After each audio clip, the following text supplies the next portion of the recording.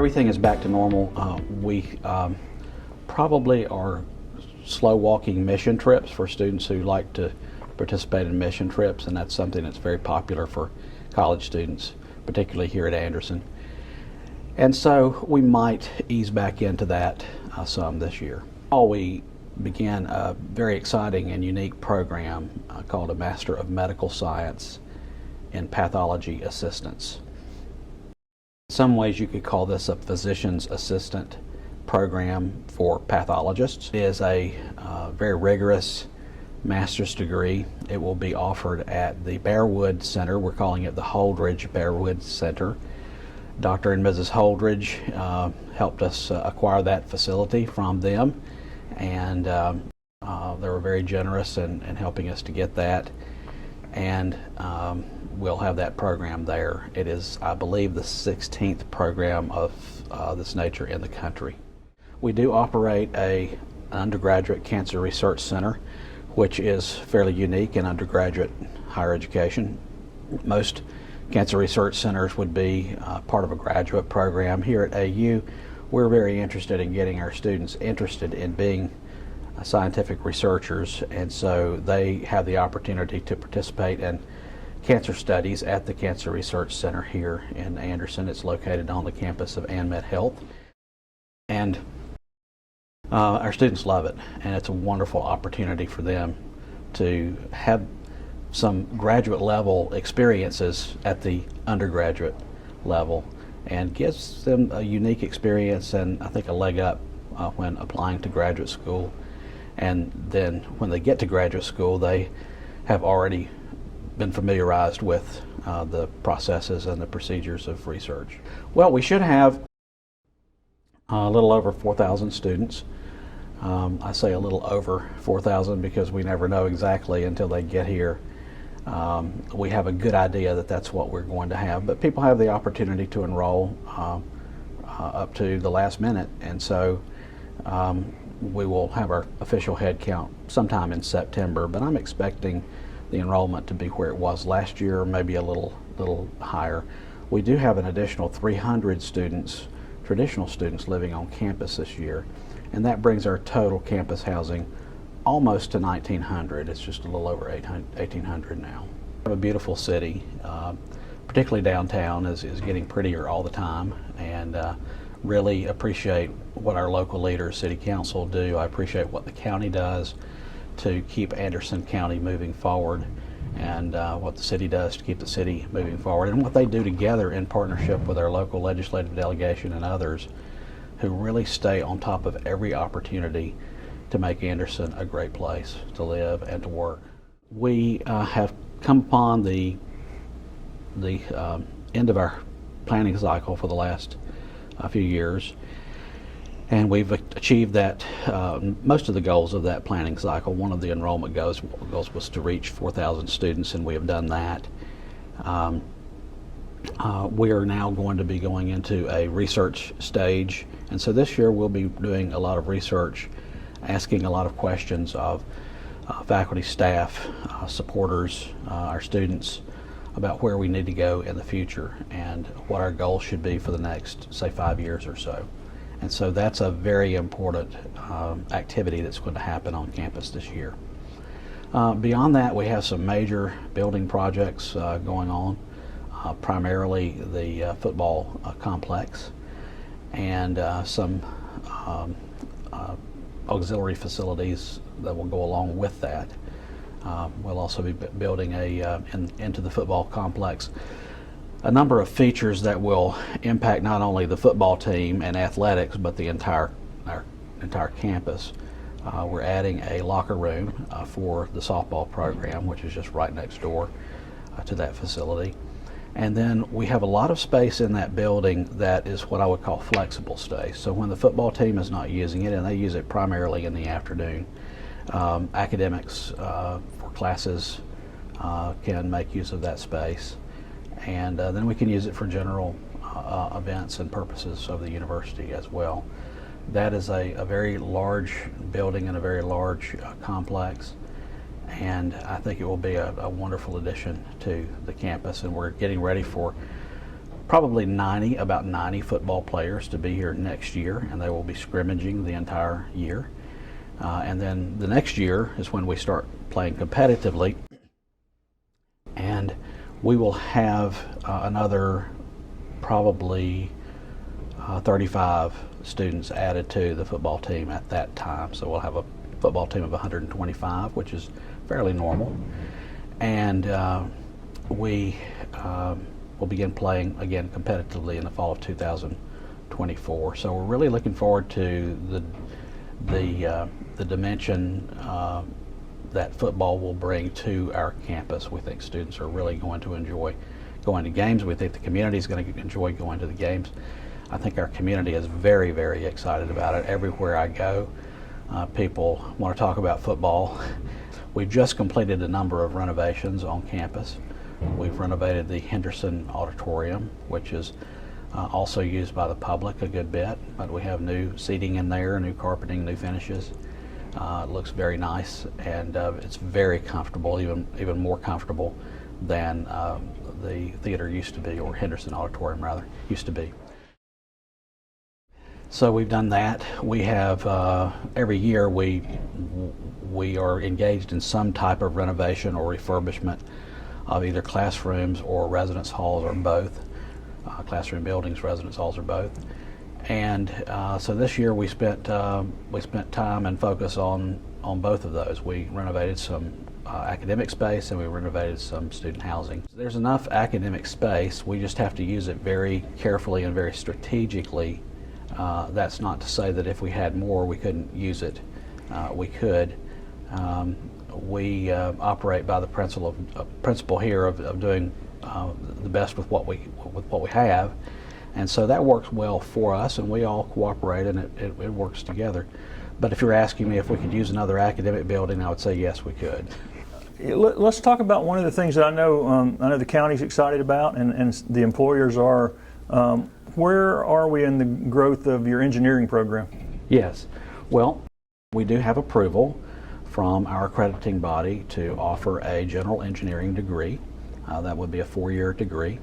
And so the next step is to develop our programs in electrical engineering and mechanical engineering. And so we're expecting one of those to be implemented this next year. And at that time we'll also notify our accrediting body and get their acknowledgement that we're starting that program. And then we will develop one of the other programs the next year. And so we should be able to offer all 3 programs, but students beginning now will be able to take courses that will transfer into those other 2 majors later. And so we're very excited about that, and have a wonderful engineering faculty, and I think that's going to be a real improvement for our region. We have a lot of local industry who have expressed to us that they very much are in need of engineers, and we're doing something that is a little different in engineering education. We're teaching practice, emphasizing practice at the very beginning of their educational experience, and then we follow that up with the teaching of theory, and normally it's the other way around. But one of the things that we have learned or been educated about with respect to engineering is that engineers are individuals, we understand, who are not just good at science and math, but they're people who like to build things, design things, and fix things.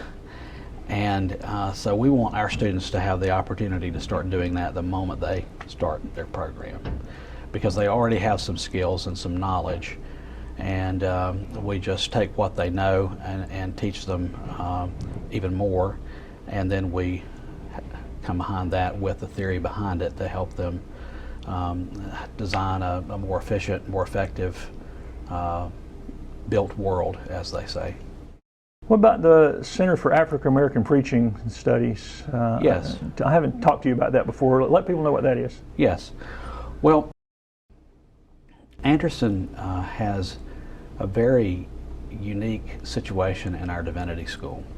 It is not an exaggeration to say that we might be the most ethnically or racially diverse divinity school in America.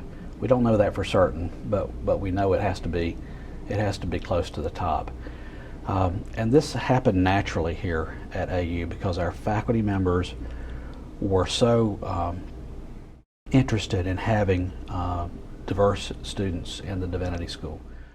Those students started coming, they had a wonderful experience, and they just kept coming and telling more people in their church communities about AU. We're very blessed to have established a very tight relationship with the Baptist Educational and Missionary Association of South Carolina, which is an African American Baptist convention, so to speak. And a number of their pastors are finding that they're coming to Anderson University and having a wonderful experience. And it's good for the other students in the program because they're sharing ideas and sharing experiences, and they're sharing how to understand and work with one another better so that we can build together for kingdom growth. And so it's really very, very exciting, and that's not something that we take credit for. It's just something that we give thanks for, that we have that opportunity. And so one of the things that we have found is that there's a particular interest in African American preaching and developing a collection of sermons and a library of sermons, and engaging African American speakers, preachers, to instruct students in the African American tradition of preaching. And over the last decade or so, the graduate programs have grown exponentially too, right? I mean, the graduate program. Oh yes, we have hundreds of students in graduate programs. One of the more recent programs is the PhD program in leadership, and this is a bona fide research degree, but it also includes a lot of practical information that helps leaders of today be better leaders. And so we have a number of students. That's become a very popular program. Well, we have added men's lacrosse in the last 2 years. This fall, we are fielding a women's lacrosse team for the very first time, and very, very excited about that. We have a phenomenal coach and assistant coach, and they have attracted some excellent student athletes for that program. And I just want to make sure we mention it. I know it's been a traditional thing here, but I still see a lot about the lifelong learning program for people who are just in the community that want to continue just learning. Tell people what that is, and they forgot. I guess it's called something different now, isn't it? That's, yes, it is the Lifelong Learning Institute, and the target market for that program is individuals who are retired individuals, whether they're retired early or whether they're been retired for a number of years. But that program offers non-credit courses for students, for adult students, retired students typically, that may be on a special topic of interest. And so the topics of interest are very broad, and they have an opportunity to learn about something they are interested in, that they care about, but they also have the opportunity just to spend time and have community and fellowship with one another, and I think that they enjoy that very much too. So it's a great outreach of our university to the people in our society who have earned their retirement and earned the privilege of not having to work for college credit anymore, but still like to learn and like to be expanding their horizons. We do have a very strong enrollment in what we call here on campus Christian studies, and then in philosophy as well. I'm encouraged by the kind of students that I see coming through our programs. They're passionate, they're excited, they're animated about the opportunity to serve God and humanity through ministry and missions. We're seeing a lot of people these days who are not just interested in being pastors, but actually interested in training themselves, getting educated to be associate pastors, to be business administrators in larger churches, to be worship leaders, and missionaries and youth ministers. And so when it comes to ministry, we cover the gamut of all of the dimensions of ministry, here in our programming. As far as the denomination goes, we have a very positive and mutually beneficial relationship with our South Carolina Baptist Convention. I like to remind our convention that they have 3 universities in South Carolina that are something that they can have confidence in, and that they can have a very healthy pride in. We talk about pride as being a double-edged sword. It's you don't want to be so prideful that you're arrogant, but at the same time, we think that the work that we're doing, our students, faculty, and staff are doing here on the campus, is something that our churches can be happy about. Can't say with honesty that I envisioned Anderson University accomplishing what has been accomplished here, and I'm always very quick to point out that that's not something that one person does by himself or herself, especially me. We have a lot of people on this campus who have worked through the years to make Anderson University what it is, and we believe also that God has blessed our institution, and we firmly believe that today, and that He is blessing our institution, and so we want to acknowledge that every chance that we get. No, I think Anderson has exceeded my expectations, and it's just been and is a privilege to be a part of it. What's been most satisfying or gratifying to you personally, being a part of this and watching it grow and all? Thank you for that question. That's a good question. I would have to answer that by going back to sort of the basics of what I believe leadership is about, and leadership is about change. And I believe that we have had a lot of change here, but it's not just change for the sake of change. It's change that makes an organization, an institution, a university stronger, better able to do its job, better able to accomplish its mission, better able to have an impact on people and on particularly our students, our employees, our community, our state, our world. And I think Anderson is in the strongest and broadest position that it has ever been, and also the deepest position it's ever been, to be a very necessary resource to our world. Starting here, right here in Anderson, and then going out from there. So I've enjoyed very much seeing Anderson add value to what it does, what it offers every single year. And I'm excited about this year because we've added a number of new faculty and staff because of growth, particularly faculty, and excited about the kind of people that they are and their commitment to doing what we do here at AU. So I'd say that's probably the thing that's been most gratifying, is to see Anderson University go from point A to point B to point C, to the extent that we are probably the strongest we've ever been as a university, and strongest we've ever been as a community, regional, state, national resource.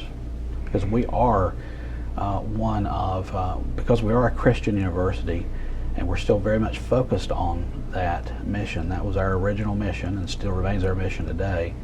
That's a very unique and special privilege to occupy that niche of being a Christian university. And so we believe that it's a very different experience, and it gives people a choice. So we're very excited about that as well, because I believe that what we do here at AU is important and it's urgently needed. And so I hope the school will be exponentially stronger than it is today in 25 years. I hope that it will be an institution that has taken advantage of the opportunity to grow and expand, to broaden and deepen as an academic institution. I hope that Anderson will continue to be a strong Christian, intentionally Christian university. I believe Anderson already is one of our nation's stronger and best Christian universities. I believe it has the opportunity to solidify that distinction even more in the next decades. When you look at the universe of Christian colleges and universities in America today, there are different kinds. There are those who are historically Christian, and something that was important in their founding, and they sort of moved away from that these days. So that's not the category that we're in. We're in the category of institutions that were founded for a religious purpose, and that religious purpose is just as energetic and alive today on this campus as it has ever been. We very much want to be one of those institutions, and there won't be many of them. Right now there's probably under 200. I hope in 25 years we'll still have 200, but I hope all of those institutions will be strong, because what we do is very unique, it's different, and it is of equal quality to educationally to what students can get in other kinds of universities.